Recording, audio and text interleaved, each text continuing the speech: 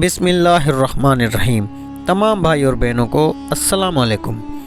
ناظرین گرامی، ایک بادشاہ اپنی جوان بیٹی کی شادی کو لے کر بہت فکر مند رہتا تھا۔ وہ برسوں سے نیک اور عبادت گزار داماد کی تلاش میں تھا۔ ایک دن اس نے وزیر کو بلایا اور کہا کہ کسی طرح میری بیٹی کے لیے میری رعایا میں سے عبادت گزار انسان کو تلاش کر کے میرے سامنے پیش کرو۔ وزیر نے اپنی فوج کو شہر کی جامع مسجد کے گرد تعینات کر دیا اور کہا، چھپ کر دیکھتے رہو، جو شخص آدھی رات مسجد میں داخل ہوگا اسے نکلنے مت دینا جب تک میں نہ آ جاؤں۔ عین اسی وقت ایک چور چوری کرنے کے ارادے سے گھر سے نکلا اور دل ہی دل میں سوچا، کیوں نہ آج شہر کی جامع مسجد میں جا کر چوری کی جائے، وہاں مسجد کا قیمتی سامان چرایا جائے۔ چور جیسے ہی جامع مسجد میں داخل ہوا، مسجد کی انتظامیہ نے چور سے بے خبر مسجد کو باہر سے تالا لگا لیا اور اپنے گھروں کو چلے گئے۔ فوجی دستوں نے وزیر کو اطلاع دی کہ لگتا ہے کوئی عبادت گزار آیا ہے، مگر مسجد کو تالا لگ چکا ہے۔ اب صبح کی اذان پر ہی مسجد کھلے گی تو پتہ چلے گا کہ کون ہے۔ وزیر جلدی سے مسجد پہنچا اور صبح کی اذان کا شدت سے انتظار کرنے لگا تاکہ اندر موجود نیک انسان کو بادشاہ کے سامنے حاضر کیا جا سکے۔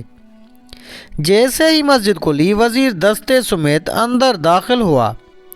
چور یہ دیکھ کر گھبرایا کہ آج تو پکڑا گیا اور جلدی سے نماز کی نیت کر لی۔ جو ہی نماز ختم کرتا، فوراً کھڑا ہو کر دوبارہ نیت کر لیتا۔ وزیر کو اس کی عبادت گزاری پر یقین آ گیا۔ جو ہی نماز ختم کی، فوجی دستے نے اس چور کو پکڑا اور بادشاہ کے سامنے پیش کیا۔ وزیر نے کہا، بادشاہ سلامت، یہ ہے آپ کا مطلوبہ شخص، اسے مسجد سے گرفتار کیا ہے، رات بھر مسجد میں عبادت کرتا رہا۔ بادشاہ چور سے مخاطب ہو کر کہنے لگا، کیا خیال ہے میاں، اگر میں اپنی بیٹی کی شادی تمہارے ساتھ کر کے تمہیں اپنی سلطنت کا ولی عہد مقرر کر دوں، کیا تمہیں منظور ہے؟ چور ہکا بکا ہو کر دیکھنے لگا۔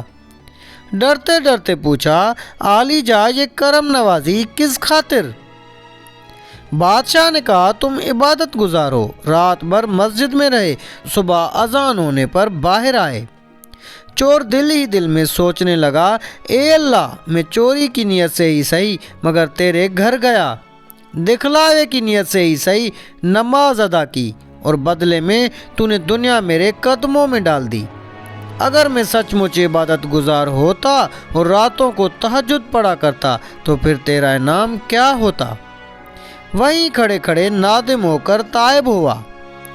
خوش نصیب ہیں وہ لوگ جن کا دل عبادت میں لگتا ہے، حال دل اپنے مالک کے سامنے گڑ گڑا کر ذکر کرتے ہیں، آرام دہ بستروں کو چھوڑ کر مصلی پر کھڑے ہوتے ہیں۔ کیا مقام ہوگا ان کا اللہ کے نزدیک، ایک انسان اس کا تصور بھی نہیں کر سکتا۔ آخر میں اللہ پاک سے دعا ہے کہ اللہ پاک ہمیں سمجھنے اور عمل کرنے کی توفیق عطا فرمائے۔ آمین یا رب العالمین۔